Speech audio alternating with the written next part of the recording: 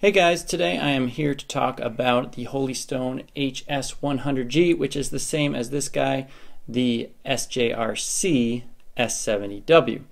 Now it's a rebranded version. It costs about twice as much. And before I get started, what I'm talking about right now is actually a little bit of an addition to a video I already posted on the Drone DJ's channel. You can see my Drone DJ test chart behind me. So I wanted to add a little bit of additional information at the beginning of the video, some things I've learned about the batteries of these that you may want to know. As soon as I'm done talking about this, we'll get to the original content. But make sure you do subscribe to the Drone DJ channel to make sure you don't miss any of my videos or Jack's videos, the kind of stuff we've been doing on Half Chrome for a while. So you'll see a subscribe button up there. If you're subscribed to us, you should subscribe to that as well. You're going to see us over there. So what about these batteries? The quick update is I've been flying this thing a little bit more, or more importantly, checking out how the batteries work. So I do mention this later on in the video, but when you press the button once, you do get a status update on the battery. You're not just status updating it like you are on a DJI battery, however, it's just turning it on actually. So you are providing the power to the LEDs there and to the contacts that power the drone. How do I know that? I can actually turn the battery on, plug it in, and you can see that now the drone is operational. So as soon as you do that, the battery is on and it doesn't turn off. It will not turn off. You can see it, pull it out, it's still on. It'll stay on until it drains itself. So just be aware of that. You can accidentally tap it and turn it on much more easily than you can with a DJI battery. So just be aware of that. Be careful not to tap it on. It will drain it. Now, if you don't touch it, the battery does do a good job. I've had it sitting down here in the basement for about 2 or 3 weeks. No issues. Still getting 4 LEDs there. I mentioned this in a caption during the rest of the video, but I want to stress it that the battery on the remote is not nearly as good. There must be some kind of internal battery drain, because if you leave the remote sitting around for a couple days, it's basically dead. You get this message saying you cannot fly because the remote's battery is too low. Now that's a major bummer. If you do have one of these, just make sure you keep this thing charged and you'll be good. Something else I want to say real quick about this, even though it is turned on, I was thinking it could be a safety hazard, but you will see there's a female connector on this battery, so it's a pretty low risk you're going to short this and have the 7.4 volts sparking and causing fires. The male connector is in the drone, so you do have a relatively high voltage exposed there, but it is a female connector. Pretty hard to short those.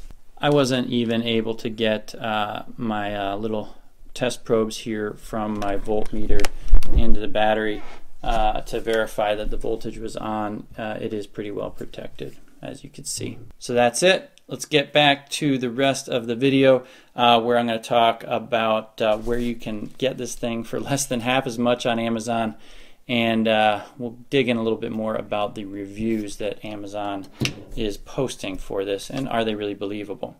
So I'll see you next time. Don't forget to subscribe to the Drone DJ. Hey guys, I was pretty intrigued by this drone here. Why? Because it has 4.6 star rating on Amazon and it's just $250. It's got GPS guidance, it's got a couple modes, but I was wondering, does it really earn all those stars? Now, it's not actually this exact drone, it's a rebrand of this. This is the SJRC, the original version. The one I'm talking about today is the Stone version of this, the HS100G. $280 actually for the upgraded 1080 camera, which is what we got here. It looks a lot like this here. You may be familiar with this, the Phantom 4 Advance in this case. Don't have the side obstacle avoidance. Looks the same, obviously not the same thing. Question is this even worth $250? We're going to take a closer look at this. Does it qualify to make our list of the best drones? What's going on with that Amazon rating? How do they get 1,300 reviews, all pretty much positive on this thing? We're going to take a look at that today, and I'll tell you where to get it for actually half as much as you can get on Amazon. We'll be right back.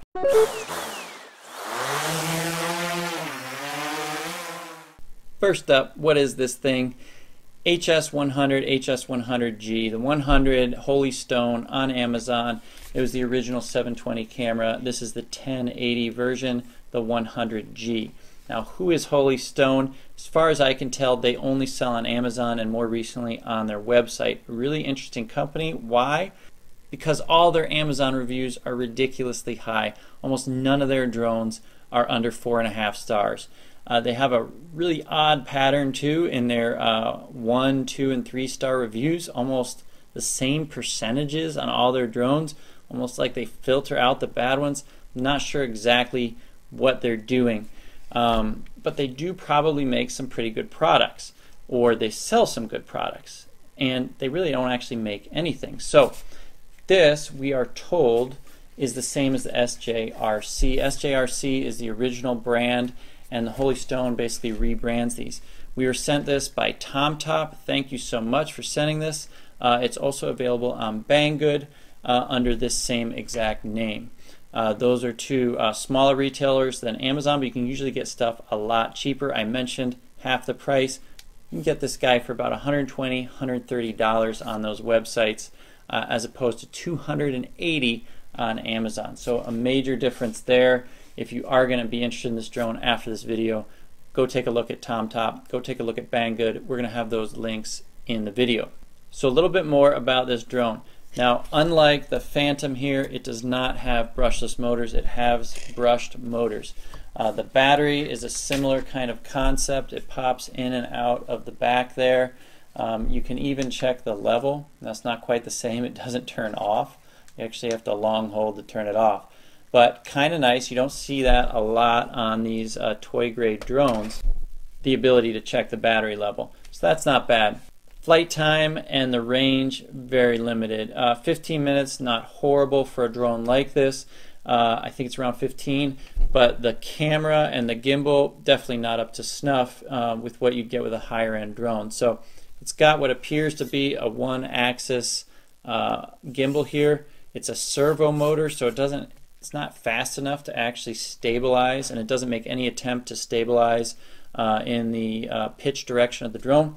But it does allow you to tilt the camera down and get some downward looking shots. But the camera angle is going to follow whatever the drone needs to do as you're flying it or stabilize against the wind. The camera quality here cannot stand up with some higher end drones like you would get from DJI, for example. The Spark at $399, basically just $100 more than this. Totally different game, right? You got a grade A camera there. Films in 1080, and it's really a good picture at 1080. This guy really struggles a bit. Dynamic range, sharpness, it just isn't there. But for $250, or actually at $120, $130, it actually does stand up pretty well to some of the competition. We got some of the competition here. So you'll notice some similarities in these two guys. Again, we have another Phantom Imposter. This one here is the SEMA X8 Pro. Unlike similar X8 models that didn't suck, this one kind of sucks. Was that the wrong thing to say? No.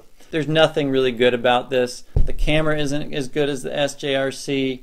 The flight characteristics in particular, I mean, this thing is just like on acid or something. It's all over the place. You can't trust it. It's a danger to anyone around it or any property.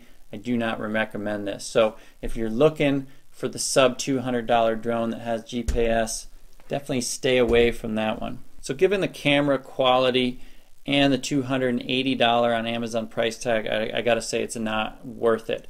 At $120, $130, I would say if that is your price range, this actually is a pretty good option. It's not a bad drone, but do not buy the Holy Stone version on Amazon.